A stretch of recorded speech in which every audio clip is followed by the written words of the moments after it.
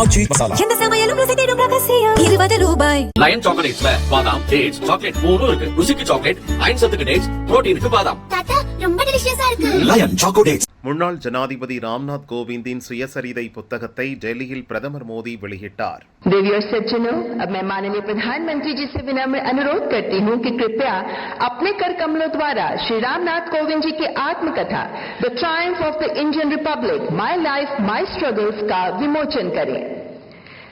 मान्यवर, रूपा publications India द्वारा प्रकाशित ये जीवन गाथा हमारे गणतंत्र की प्रगति यात्रा को दर्शाती है. ये भारत के लोकतंत्र की शक्ति, संविधान के आदर्शों और उस अटूट विश्वास की कहानी है कि जिजीविषा प्रबल हो तो भारतीय गणराज्य में साधारण पृष्ठभूमि से उठकर उच्चतम पदों तक सुशोभित होना संभव है.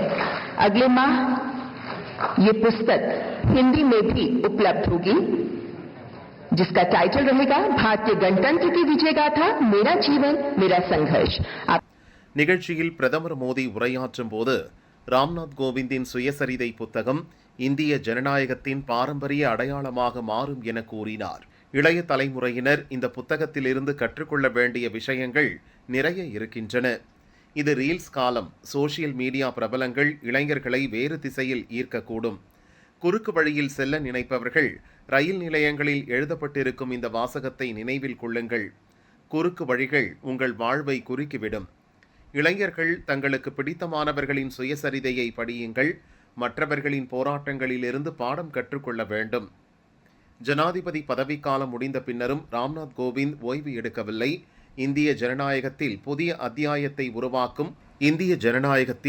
அத்தியாயத்தை உருவாக்கும் ஒரே நாடு ஒரே தேர்தல் திட்டத்திற்கு பணியாற்றி வருகிறார். எதிர்காலத்தில் அவரை போன்ற இளைஞர்கள் நமக்கு தேவை. சூழ்நிலைகளை கண்டு துவண்டு போகாமல் ஒவ்வொரு சவாலையும் வெல்லும் உறுதியை இளைஞர்கள் கொண்டிருக்க வேண்டும் என்று பிரதமர் மோடி தெரிவித்தார்.